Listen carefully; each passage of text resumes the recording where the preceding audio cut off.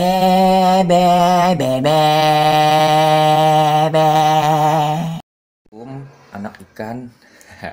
Jadi aku ada ide bagus nih.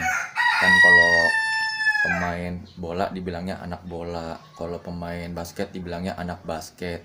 Kenapa kita anak ikan? Salah. Kenapa kita pemain ikan nggak dipanggil anak ikan? Jadi aku akan manggil teman-teman anak ikan. Oke, nggak penting juga. Oke, sesuai janji gua sekitar 10 bulan yang lalu ya. Jadi gue pernah janji ke anak ikan untuk ngasih unjuk metode ternak seperti apa yang paling bagus. Ini gue akan menjelaskan dengan sangat rinci, singkat, dan jelas. Jadi ada 3 metode sebenarnya ternak ikan cupang bagi gue ya. Karena sebenarnya teman-teman itu banyak lah cara-cara ternaknya, sangat luar biasa. Cuman selama beberapa bulan ke belakang gua mempraktekkan 3 metode dan gua catat hasilnya seperti apa gitu. Jadi ternyata dari 3 metode itu ada beberapa kelebihan dan kekurangannya. Oke, langsung aja akan gua jelaskan satu persatu metodenya beserta kelebihan dan kekurangannya. Dan terakhir mungkin gua akan memberikan tahu ya, bukan tempe, yaitu metode yang mana kira-kira yang akan kita pilih, atau mungkin bisa dikombin, atau mungkin seperti apa kita nggak tahu ya. Tapi kita lanjutin aja langsung daripada ku ngomong gak jelas. Oke, yang pertama itu adalah metode tuang gitu ya. Aku sekarang udah ada di kolam ikan cupang kebetulan ya, karena di sini memang nah, jadi kalau metode tuang itu ibaratnya aku pakai ini nih, wadah ini ya, wadah apa nih, baskom ini kurang lebih ukuran 7-8 liter lah kalau dipakein air ya. Jadi 7-8 liter aku pakein air. Nah seperti ini ya. Nah biasanya aku kalau ngawinin ikan misalkan begini ya, misalkan nah air seperti ini, lalu aku masukin ikan ini sepasang ya. Nah pas sudah dikawinin sepasang, nanti dia akan kawin di sini. Nah, banyak teman-teman ngasih cara pakai plastik atau pakai apa biar supaya dia kelihatan ya, biar supaya kelihatan telurnya. Cuman kalau gue menyarankan lebih baik taruh daun kering aja lah, taruh daun kering juga nggak apa-apa. Jadi nggak perlu dilihat banget gitu apakah ada telurnya apa enggak, karena kalau udah nelor pasti betinanya itu mojok gitu. Nah ini biasanya kita taruh di sini itu sampai 4-5 hari. Jadi 4-5 hari burayaknya udah nyebar ya. Burayaknya udah nyebar. Nah, biasanya burayaknya itu dituang ke kolam yang kosong misalkan. Kita katakan ini kolamnya kosong gitu ya. Biasanya dituang begini nih. Set gitu ya. Nah, seperti itu biasanya. Itu namanya sistem tuang. Sistem tuang bagaimana? Apakah dia memiliki kelebihan dan kekurangan? Tentu punya kelebihan dan punya kekurangan. Jadi kalau untuk detailnya mungkin gua nggak jelaskan ya. Yang penting itu ikan ditaruh di tempat wadah berisi air 7-8 liter, dan biasanya dia nggak terlalu masalah ketinggian air sebenarnya nggak terlalu nggak terlalu berpengaruh dalam berternak ya. Kalau menurut gua, karena gua udah mempraktekkan airnya tinggi sama airnya dangkal, sebenarnya hasilnya sama-sama aja. Justru malah gue melihat airnya tinggi, anaknya itu lebih kuat gitu ketimbang air-air yang dangkal gitu. Nah lanjut ya, gue lanjut. Masalah teori itu mungkin bisa kita debatkan nanti, cuman gue nggak membahas itu, tapi gue membahas metode tuang ini, kelebihannya apa, kekurangannya apa. Oke. Kelebihannya itu menurut gua hasilnya itu lebih maksimal, lebih banyak banget lah. Karena saat tadi usianya di bawah 1 minggu itu, ntar burayaknya nyebar itu, pas ditaruh kan di tempat kecil itu si jantanannya itu merawat anak dengan baik ya, karena memang jarak jangkauannya itu pendek ya. Jadi kejangkau semua tuh, telur-telurnya kejangkau semua, anak-anaknya yang lari-larian kejangkau. Nah, kelebihannya tuh itu, kalau jadi banyak banget, kalau jadi ya.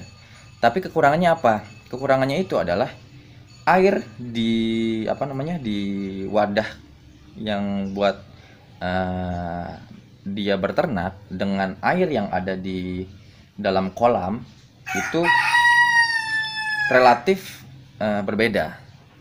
Nah, itu gimana caranya?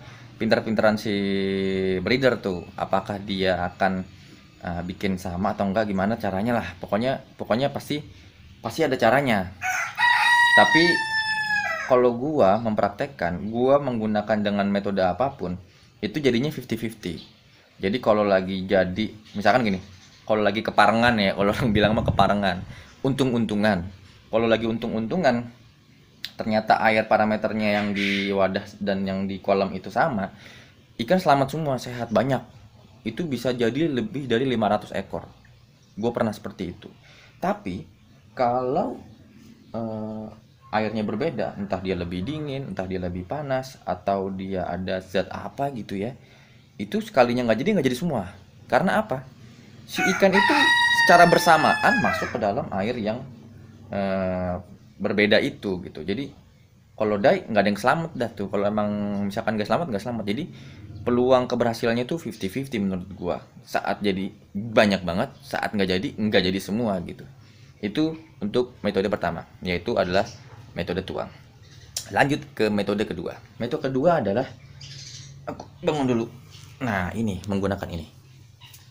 Nah, ya.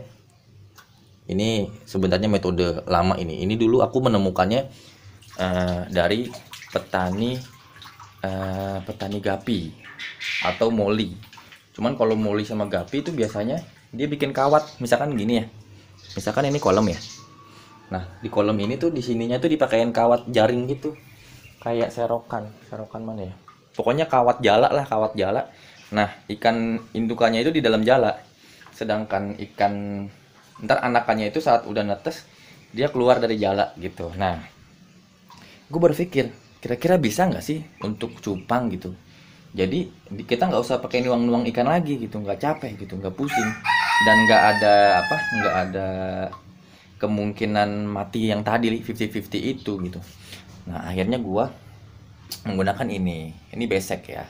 Jadi bisa ditemukan di warung-warung ya terdekat lah, di material juga ada, di apotek juga ada gitu. Kalau dia jual itu juga. Nah, caranya bagaimana?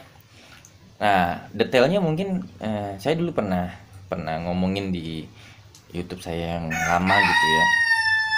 Cara berternak ini sebenarnya cukup bagus gitu, cuman ada kekurangannya juga gitu. Cukup bagusnya apa? Kita bisa kawin massal gitu. Kawin massal gimana? Kita bisa pakai ini 2-3 pasang, kita taruh aja di sini. Gitu, kita rentetin gitu, kawinin semua. Itu kelebihannya itu satu kolam bisa rame-rame kawin gitu, jadi hemat space lah. Kekurangannya apa? Kekurangannya pertama itu kita nggak bisa tahu genetik ikannya, karena kawinnya rame-rame ya kita nggak tahu. Ya udah campur aja, itu campur aduk gitu. Nanti susahnya itu saat kita menseleksi anakannya. Itu kekurangan pertama. Nah, ini dia punya dua kekurangan. Kekurangan kedua apa? Ini kan bolong-bolong ya, dan biasanya ininya itu lebih cetek daripada kolamnya. Biasanya kolamnya lebih dalam. Jadi saat si cupangnya itu kawin, kan dia cupang kawin di atas nih, ngambang gitu telurnya kan. Apa namanya? Bubble wrap, bubble wrap, bubble egg layer. Itulah pokoknya. Pokoknya intinya telur ngambang di dalam sarang nesting. Oh, bubble nesting, bubble nesting. Nah, terus bubble nester apa bubble nesting ya, itulah pokoknya. Nah, dia telurnya kan di atas, tapi kan pas kawin itu telurnya kan luruh ke bawah karena telurnya itu masa jenisnya lebih besar gitu. Jadinya dia jatuh gitu, tenggelam gitu. Saat dia tenggelam ke dalam air kan bapaknya itu kan dia mengutin telurnya ya. Nah, telurnya itu suka ada yang keluar nih dari lubang-lubang ini. Jadi sayang tuh kalau bapaknya Oon dia temennya Gogon. Itu Oon. Bukan Oon ya, siapa ya, pokoknya Oon lah. Oon tuh Oneng ya. Oneng itu bininya ini, bininya Bajuri. Ya gitu dah pokoknya. Jadi kalau jantananya bodoh gitu ya, dia nggak mengutin telurnya, akhirnya ya itu. Jadi bagus-bagusan indukan lah. Kalau indukan bagus, beruntung gitu. Itulah kelebihan dan kekurangan metode kedua, yaitu adalah metode sarang. Sarang heo. Metode sarang. Ya gue namanya metode sarang lah, karena dia menggunakan itu ya, apa namanya, besek. Yang ketiga tuh apa? Yang ketiga. Nah, teman-teman pasti kaget kan? Aku udah sampai sini. Yang ketiga itu adalah kawin di wadah medium. Kenapa medium? Jadi tidak kecil tadi, yang metode tuang itu kan termasuk kecil ya, cuman 7-8 liter doang ya. Kalau ini langsung di entah di styrofoam atau di apa nih namanya, kontainer. Metode kawinnya kayak gimana? Sebenarnya ya udah tinggal taruh aja pasangan di situ. Biasanya kalau di sini sama di sini itu bisa lah sampai 1 bulan lah anakannya. Jadi udah nggak usah diapa-apain tuh, tinggal angkat indukannya aja, indukannya diangkat, anaknya biarin aja. Itu biasanya sampai 1 bulan. Tapi ada kekurangannya juga sih. Kelebihannya, gue ngomongin kelebihannya dulu ya. Kelebihannya itu kita nggak usah mindahin anakan, kita nggak mindahin anakan. Terus kemungkinan jadinya tergantung indukan ya. Kelebihannya lagi apa ya?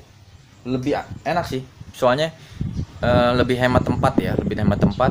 Bisa taruh di mana-mana, bisa taruh di dalam kamar, bisa ditumpuk gitu kan, bisa dibikin rak, pokoknya enak lah. Tapi di sini ada kekurangannya. Kekurangannya itu kalau dulu pernah sih sempat jadi banyak juga, cuman 1 bulan itu harus dipindah gitu. Karena kalau nggak dipindah dia akan ya gimana ya, ibaratnya ikan, misalkan dia beranak 500 ekor 500 ekor itu dia akan apa ya namanya, beradaptasi, bukan adaptasi, apa namanya, apa namanya, istilah biologinya tuh bersaing. Jadi dia memiliki tempat yang terbatas, jadi otomatis dia bersaing dalam hal oksigen, bersaing dalam hal pakan dan segala macam lah pokoknya. Jadi intinya kalau di sini itu lebih ribet dalam artian kayak misalkan mesti disifon, ntar kalau misalkan kita salah nuang makanan harus dikuras, pusing. Kenapa pusing? Ya begitu dah. Kalau kena misalkan ketumpahan aja dikit gitu, kopi gitu ya, bisa kita lagi ngopi ketumpahan, kita harus nguras, sedangkan dia masih dalam kondisi burayak. Kalau dalam kondisi burayak dikuras agak risiko gitu. Biasanya kalau udah di atas 1 bulan baru enak gitu kan dikuraskan gitu. Jadi kekurangannya itu seperti itu. Tapi kalau jadi lebih banyak tadi yang sistem tuang sebenarnya. Kalau jadi ya, kalau ternakannya jadi itu lebih banyak yang dituang. Jadi sekarang terakhir, bagaimana? Apakah kita akan mau memilih ternakan dengan metode seperti apa gitu? Itu terserah teman-teman sih. Apakah mau dengan metode yang tadi dituang, yang di jala dan segala macam. Tapi biasanya kalau orang, oh iya, satu lagi kelebihan yang menggunakan ini ya, menggunakan tempat ini, kelebihannya itu dia itu kalau ternaknya memperhatikan genetik enak tuh, karena satu lubukan satu ember gitu kan, satu kontainer gitu kan, jadi nggak kemana-mana tuh hasilnya. Nah itu kelebihan, satu lagi kelebihannya ya. Tapi kekurangannya tadi udah gue jelasin. Terus gimana? Kalau gue pribadi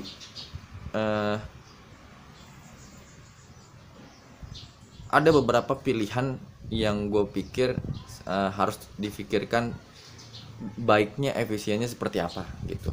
Kalau gue mau mikirin tentang genetik yang mana nih yang harus gue pilih, gue pasti menggunakan metode terakhir, karena memang metode terakhir itu sangat memperhatikan, ibaratnya nih satu lubukan itu satu ituan aja gitu, nggak kemana-mana.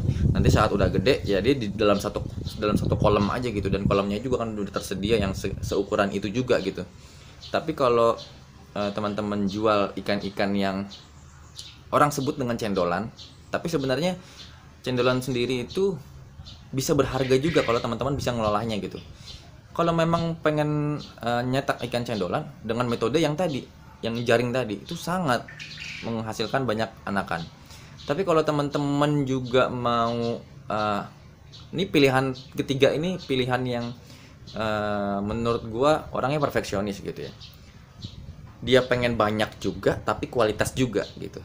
Kalau menurut gua itu harus dikombinasi, yaitu kombinasi antara ternak di tempat yang tadi 7 liter, tapi sistem gimana ya? Kita harus nyari parameter di mana ikan itu bisa menjangkau anak-anaknya.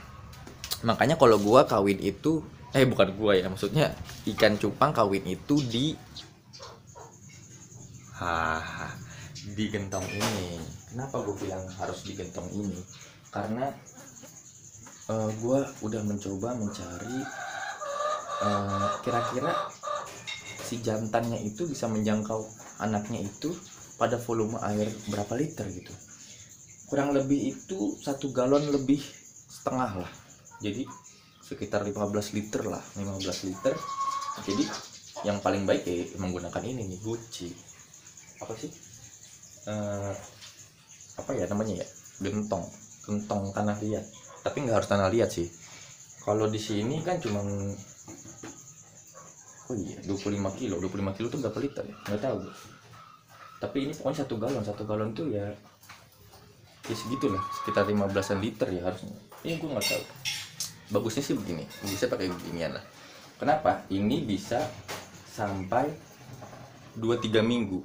Jadi 3 minggu dipindahin ke kalau nggak ke kolam, ke kontainer. Jadi menurut gue ikannya bisa kita atur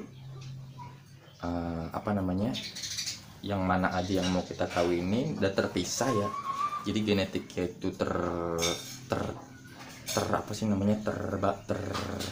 terpisah-pisah gitu, nggak nyampur, dan juga hasilnya maksimal. Kenapa? Karena si jantannya itu bisa mengcapture mengurus anak-anaknya dalam pandangan jangkauannya dia gitu. Jadi menurut gue gitu ya, mungkin itu aja lah yang aku katakan. Semoga kita bisa memilih-milih lagi lah mana yang baik bagi kita, mana yang menyusahkan kita. Kalau menurut gue nggak ngasih tips ya, tapi gue ngasih unjuk cara-cara gue. Ada 3 cara ini, silakan teman-teman pilih, atau mau dikombinasikan juga nggak apa-apa, nggak masalah. Kayak gue tadi, gue berternak dengan kombinasi itu karena gue mementingkan 2 hal, yaitu jumlahnya banyak dan juga hasilnya maksimal. Maksimal itu dalam artian gue pengen nyari sesuatu yang belum ada gitu. Kalau dicampur-campur semua kan semerawut gitu. Daripada semerawut mending sama rata gitu. Apa sih, ya udahlah, daripada panjang lebar lagi nanti aku dibilang terlalu panjang, tidak to the point. Semoga yang tadi aku omongin itu to the point, karena kalau nggak to the point tidak to the point. Terima kasih.